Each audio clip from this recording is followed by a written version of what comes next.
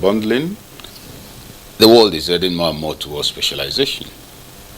If I have a degree in electrical engineering, before you had a degree in engineering, electrical engineering, he has electronics, the other one is civil, mechanical. Well, within the same umbrella of engineering, but with different components. And you ask yourself, are we members of Nigerian, what do you call the organization again? Nigerian Society of Engineers. Are we? The answer to that question brings us nearer to the unbundling. It leads to greater specialization without detracting from all. You can't, for instance, get a degree in public relations within the Department of Mass Communication and not have what you call electives and minors. And so it doesn't create complication. The question perhaps you may want to even push to needle NIPR is, okay, if they are going to have specialized in public relations, do they still need NIPR? They do.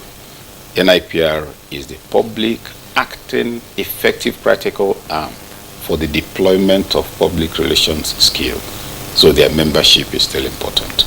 Then the second question was about the content of what mass communication graduates. Yes, it's appropriate. The other one is the quality of education. Yes. That's a national problem, and we need to locate it appropriately, because a good deal of the time we adopt a purely lamentational attitude. We enumerate all the problems and say chai and go home. No, not anymore. Now, where are we coming from? At the nursery level, who are the teachers there? Secondary school dropouts and house girls in most cases. There's really no teaching. At the primary level, what do you have? Low quality. NCE officially, but you go there. Nursery Rufai set a test for the teachers using a lower, that's the exam questions for students 2 steps below the class they were teaching. Primary, over 60% failed. I think it was 67% failure of teachers. Now, you go to the university, and that's where the real crisis is. The better paying sectors of the economy have taken the best out.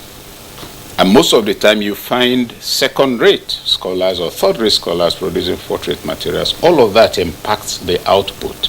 You have barely literate students, in addition to violations that have led to situations where I can get a degree in architecture, either because I was paying my lecturers or sleeping with them. Now, those are societal problems. That's not our focus. Our focus is on remedial actions. So people come out, they are literate, they are numerate, they can be retooled. The retooling is the concern of NIPR, and that's important point to make, because in the Educational Advisory Council, we've also noted a couple of things. As I always say, what our schools are putting out are 5 categories of products. The unemployed, those who have skills, who actually read their books, did everything, but there are no opportunities for them. The second group, the underemployed, those who read, qualified, came out, they're among the best. I have a degree in architecture, and I'm working as a receptionist in a hotel that has 21 rooms. That's not why I went to school for 6 years, so I'm underemployed. Then the unemployable. I have a degree. I don't know anything. I paid until I got the degree. I can't be employed unless I'm retooled.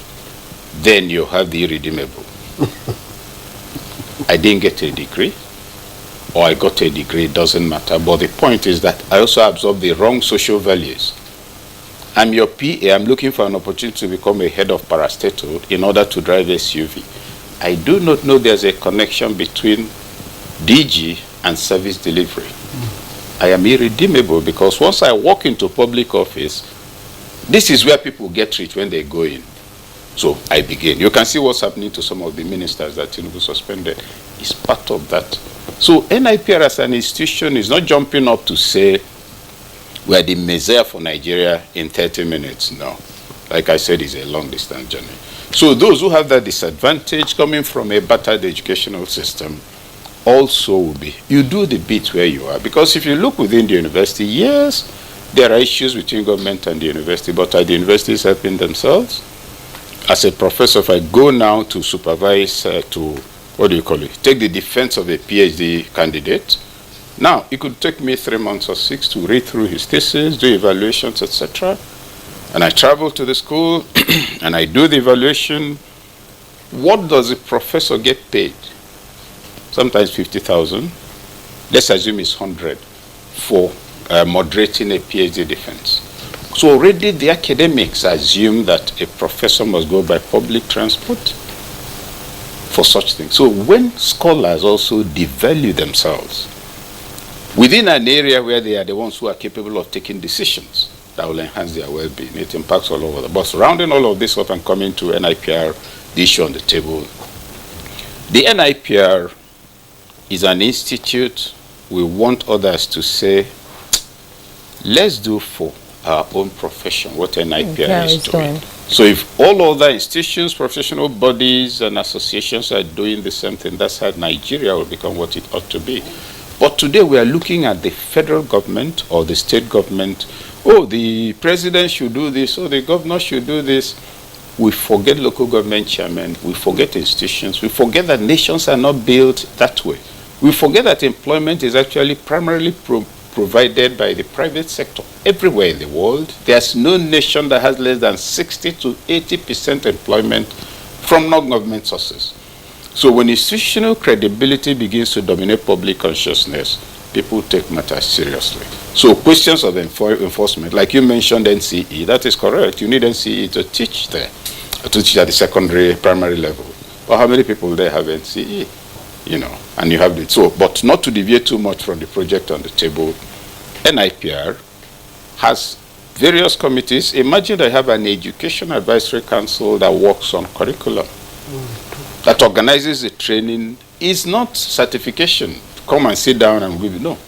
You go through the content, very elaborate, and is also not academic because it has to be live experiences and all of that. And when we speak, the rebirth program, for instance, which will soon be flagged off, we have partnerships, like I said, we have partnership with NTA. More than 60 organizations and bodies and state governments will soon be off. It will flag it off in Kwara. Nasarawa gave land before we asked for the institution. But the action must follow it. That's why you see that a lot of things going on is not, we're not looking for media hype. 60 years, anybody who had NIPR today will think, okay, maybe they set it up 2 or 3 years ago. So it's that kind of diligent, sustained, and consistent effort on pillars that won't shake. Finally on that, and it's a matter of reputation. The current president, he told you that the Africa president is the one who is chairing this. The NIPR, the public relations person for Africa, is chairing the Abuja thing.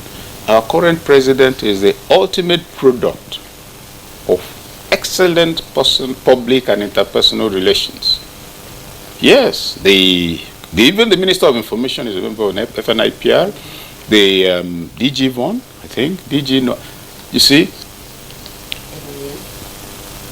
you're looking at a current NIPR president who is, his own personal reputation gives credibility to anything he gets involved in because he's worked in government for how many years? And there's nobody who has interacted with him without working out with 3 things. Dependability, capacity for hard work, and decency. And so you see him heading an organization, you say, we are coming for courtesy visit.